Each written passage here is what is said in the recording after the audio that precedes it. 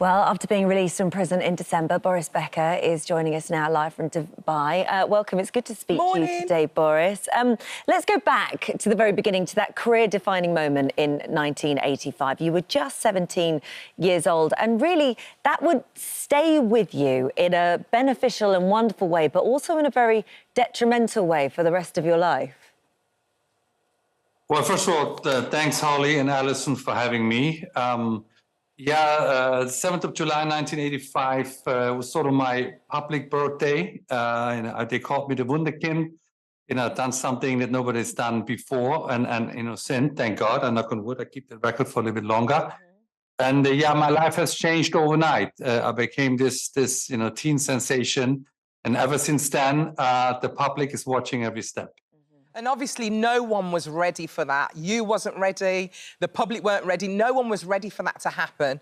And obviously, looking back, did you struggle with the media intrusion and the press? Well, there was no handy book how you're supposed to behave when in Wimbledon at 17. And also, financially, I made my first million as a teenager. What do you do with it? And, along my tennis career, I've had great mentors. The most important one was called John Tiriak. I had great coaches. I had a family background, but obviously what I've done, it wasn't done before. And yes, the media is powerful. When it's restricted on your tennis performances, then it's a bit easier. You talk about your wins and your losses. But when they enter your private life and your social aspects of your life, then it gets a bit more complicated. Yeah. And also, I guess, when you're so young and you're making a huge amount of money, this was millions of pounds in endorsements, your business was sport. You weren't being educated in finance. This wasn't a world that you knew anything about. And when you retire, which sportsmen do incredibly young, I mean, you were so young when you retired in 1999, coming out the other side of that and looking at a completely different world. I mean, your words that you used were, it was like walking into a dark room. Well, yeah, I mean, I was the CEO, the CFO, and the COO of a company called Boris Becker, Inc., but I was still very young, and I dealt with, 50-year-olds, but, I paid them, they didn't pay me. And when I stopped playing, obviously, I had to start from scratch. I had to start a second career. I did choose television, so I'm actually on the other side now, talking to sportsmen and women. So I felt comfortable with it, but of course I went into other business ventures. But my experience was nil, and then mistakes bound to happen, and that's what happened to me. Well, you, for anybody that isn't fully aware, I'm just going to read what happened to you. You were declared bankrupt. How much time you have? In June 2017. I'll paraphrase.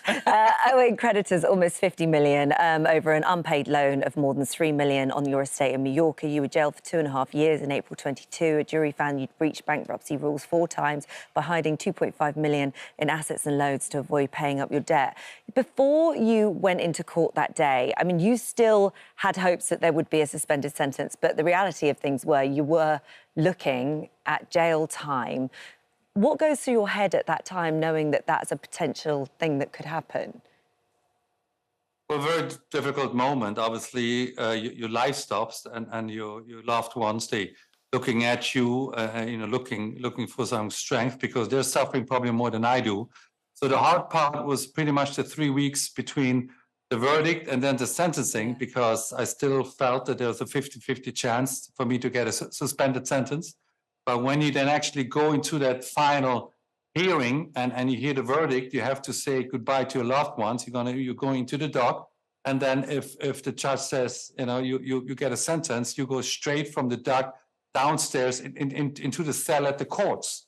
And that's the hard part where, nobody can prepare you. Yes, I watched a movie or two about prison life before, but nothing in my wildest dreams could prepare me for something like that. Well, let's talk a little bit about prison life, because you were sentenced to HMP Wandsworth. You must have found it so tough. Can you tell me what it was like the first night that you actually slept in the prison? What was that like? I think the first couple of nights, it was on a Friday night, April the 29th. I'll never forget the date. And then it was a bank holiday on Monday, so I couldn't really speak to many other inmates for 4 days. So I was 22 hours inside. They let you out at 11:30 for lunch until 12. and then they let you out at 4:30 for dinner, and then one shower a day. So you're 22 hours behind a very, very, a big door and a very small room, and your life passes in front of you a little bit, and you have enough time to look back, and you have a lot of time to look forward. But the first couple of nights, if you're one of the faint-hearted, if you have a soft mental attitude towards you, you're not going to make it. And so when you've got all that time, I mean, it must change you, an experience like that. Do you think you've changed on the other side of prison? I hope so. I mean, if prison life doesn't change you, I don't know what will. Yeah. You have a lot of time to reflect, a lot of time to think about, the things that went wrong. Thankfully, not everything went wrong, but most importantly, you do find your true friends, because most of, your so-called friends, they leave you. Just a really small handful of people supported me, and you have a lot of time to reflect on, the good and the bad. But at the same time, you have to survive prison life. Every day is dangerous. Prison is a very, very tough place, and it's a real punishment. Whoever says that's not the case, they're lying. It's a day-to-day survival, and you have to surround yourself quickly with the strong ones inside, because they need to, you need protection, and you need to survive week by week. And HMP Wandsworth was a very, very difficult jail. Well, there was one inmate in particular whilst you were in there that you did fear for your life because of that one person. Well, there was an HMP Huntercombe, but as I was told, what happens in prison stays in prison. It's a different world. You only can share it with other inmates, because somebody outside world, they wouldn't believe it. So yes, it's dangerous. You have to always look around your shoulder. You don't know who's in the next cell. Another difficult moment was that I'm surrounded by murderers, by rapists, by drug dealers, by people smugglers. We're all inmates, and we all share the same canteen. So how you deal with that? So there's many questions. I wish this interview would be 2 hours, and I could go a bit more into detail. But on top of that, you're famous as well. It's everyone knows exactly who you are going into prison, and everyone knows who you are. That's it. That's an added stress on you as well. Well, it can play against you. Thankfully, they like my personality, because the only thing you have is your character and your personality. That's your currency. If you're in an exposed place, if they think you have money, you have a problem anyway. So that wasn't an issue with me. But most of them like tennis. They like what I did. Yeah. Some of them are tennis fans. I mean, I've seen Wimbledon from the inside, and so it's my sporting history, I think, has helped me survive prison. Well, thank goodness for that. You were given early release. You're in Dubai now, so we won't be seeing you here at Wimbledon anytime soon. But despite everything that's happened, where are you now? Do you sit here with an acceptance of what happened, with a kind of bright look at what's to come? I mean, how are you doing right now? Well, that's the word. That's the key word. That's acceptance. You cannot look back. What happened, the good and the bad, you can't change. I'm learning from this experience. I like to think I'm a bit more mature.